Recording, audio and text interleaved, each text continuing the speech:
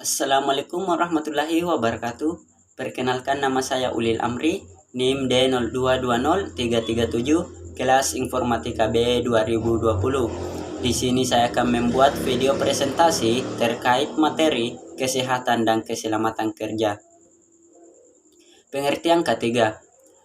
Keselamatan kerja adalah sebuah kondisi di mana para karyawan terlindungi dari cedera yang disebabkan oleh berbagai kecelakaan yang berhubungan dengan pekerjaan.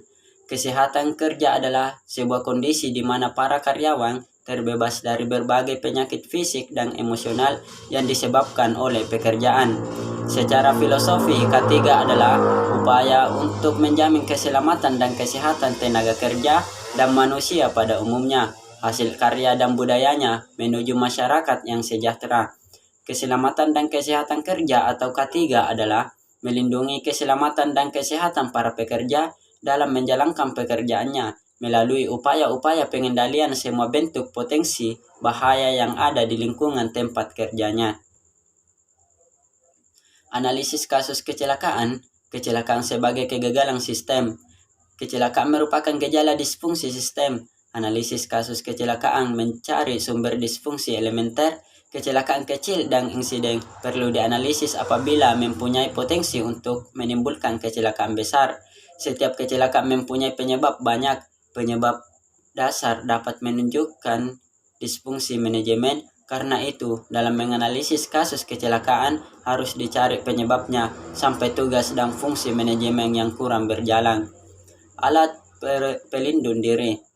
APD adalah pakaian khusus atau peralatan yang dipakai petugas untuk memproteksi diri dari bahaya fisikal, semikal, biologis, atau bahan infeksius. Jenis-jenis APD. Pengaman mata. Manfaatnya untuk melindungi mata dari debu, serpihan yang berterbangan, ditiup angin yang berukuran kecil yang tidak terlihat oleh mata. Pengaman wajah. Manfaatnya melindungi wajah pada saat pengelasan, pemotongan, pengeboran besi, kayu, dan sebagainya. Pengaman terjatuh. Manfaatnya untuk mengamankan diri dari terjatuh dari ketinggian agar tidak cedera, bahkan dapat menyebabkan kematian. Pengaman tangan. Manfaatnya sarung tangan diperlukan untuk beberapa jenis pekerjaan sebagai berikut. Pekerjaan pembersihan di proyek, yaitu memotong, membengkok, mengangkat, menyetel menggunakan bahan beracun berbahaya atau B3. Pengaman telinga. Manfaatnya melindungi telinga dari terpapar suara yang dikeluarkan mesin dengan volume keras bahkan melampaui nilai ambang batas. Pengaman pernafasan. Manfaatnya mencegah terkontaminasi gas-gas berbahaya pada saat welding, grinding, metal casting, polishing, spraying, dan pekerjaan migas. Pengaman kaki. Manfaatnya perlindungan terhadap kaki. Bagian depan cukup keras, mampu menahan benturan, kejatuhan benda keras, atau bahan kimia agar tidak cedera.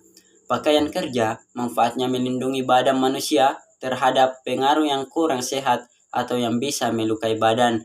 Pengaman kepala. Manfaatnya melindungi diri dari kejatuhan benda keras yang merupakan kewajiban memakainya selama bekerja.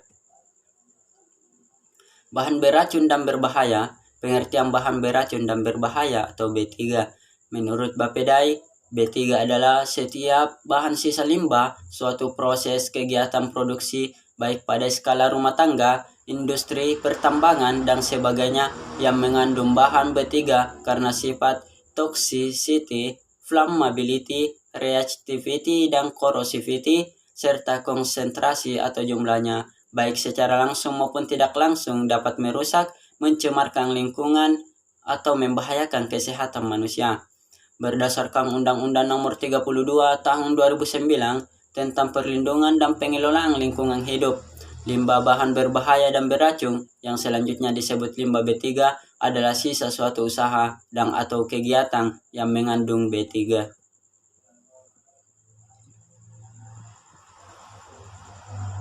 Bahan bakar padat. Bahan bakar padat adalah bahan yang mudah terbakar dalam bentuk padat. Cara penanganan kebakaran pada bahan padat relatif lebih mudah daripada bahan bakar cair dan gas karena bahan jenis ini relatif lebih mudah dipisahkan dengan unsur kebakaran lainnya. Bahan bakar cair. Bahan bakar cair merupakan bahan yang cukup sulit untuk ditangani, apalagi yang bersifat korosif, mudah meledak dan mempunyai berat jenis yang lebih kecil dari air. Bahan ini harus diwaspadai dan ditangani dengan baik, mulai dari proses pembuatan, pengemasan, pendistribusian, dan penyimpanannya. Bahan bakar gas. Bahan bakar gas merupakan bahan yang sangat berbahaya karena bahan ini mudah meledak jika terjadi peningkatan suhu, peningkatan tekanan, dan terkena benturan. Gas yang dipasarkan dikemas di dalam tabung gas. Spesifikasi tabung harus memenuhi standar industri agar aman ketika disimpan. Pada saat diangkut dan disimpan harus pada posisi tegak. Hal ini dimaksudkan jika terjadi ledakan, lontaran katup tabung ke arah atas sehingga tidak mengenai orang di sekitarnya. Udara adalah zat yang berbentuk gas yang tersedia di alam dalam jumlah yang tidak terbatas. Udara mengandung berbagai macam gas, di antaranya yang cukup besar adalah nitrogen dan oksigen. Oksigen termasuk bagian dari segitiga kebakaran, sehingga gas ini merupakan bagian yang cukup penting dalam proses kebakaran. Sebenarnya kebakaran tidak akan terjadi jika kita bisa mengisolasi oksigen dari dua unsur lain segitiga kebakaran.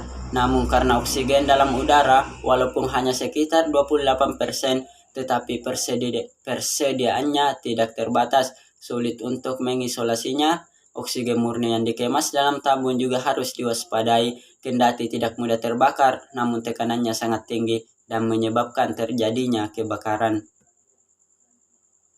Ergonomi. Definisi ergonomi menurut Wojcicki dan Koczurek adalah kajian yang integral antara pekerjaan, alat, tempat, dan lingkungan kerja, yaitu lingkungan di mana pekerja dapat melakukan pekerjaannya dengan aman dan nyaman. Menurut Karpanis, yang dikutip oleh Sanders, mengatakan ergonomi ialah suatu cabang ilmu yang sistematis untuk memanfaatkan informasi mengenai sifat, kemampuan, keterbatasan, dan karakteristik manusia lainnya untuk merancang alat, mesin, pekerjaan, sistem kerja, dan lingkungan sehingga orang dapat hidup dan bekerja pada sistem itu produktif, efektif, aman, dan menyenangkan. Sistem manusia dan mesin. Manusia merupakan komponen dalam sistem manusia-mesin. Kedua elemen memproduksi tersebut saling berintegrasi untuk menghasilkan keluaran-keluaran berdasarkan masukan. Manusia memperoleh masukan dengan melihat atau mendengar dari display mesin. Informasi tersebut diproses di otak, kemudian otak memutuskan untuk melakukan reaksi, melakukan kontrol mesin. Kontrol tersebut membuat mesin dapat beroperasi. Mesin dipasang display untuk menginformasikan bahwa mesin sedang operasi. Proses sudah selesai atau mati. Beroperasinya mesin akan memproses masukan menjadi keluaran. Proses tersebut terjadi pada lingkungan kerja. Antropometri. Antropometri berasal dari kata antro yang berarti manusia dan metri yang berarti ukuran. Secara definitif, antropometri dapat dinyatakan sebagai studi yang berkaitan dengan pengukuran dimensi tubuh manusia. Wigjo-Soe Broto. Hughes mendefinisikan antropometri sebagai ilmu mengukur dan mengoleksi data karakteristik fisik dan aplikasinya untuk desain dan evaluasi sistem, peralatan, produk, manufaktur, fasilitas, dan lingkungan manusia. Kelelahan kerja atau occupational fatigue. Kelelahan kerja suatu mekanisme perlindungan tubuh agar tubuh terhindar dari kerusakan lebih lanjut sehingga terjadi pemulihan setelah istirahat. Istilah kelelahan biasanya menunjukkan kondisi yang berbeda-beda dari setiap individu, tetapi semuanya bermuara kepada kehilangan efisiensi dan penurunan kapasitas kerja serta ketahanan tubuh. Pengendalian secara teknik. Teknik kontrol atau teknik adalah mekanisme yang lebih disukai untuk mengendalikan bahaya ergonomis. Ini mungkin memerlukan merancang ulang stasiun kerja, metode kerja, dan alat untuk mengurangi tuntutan pekerjaan seperti tenaga, pengulangan, dan posisi yang aneh.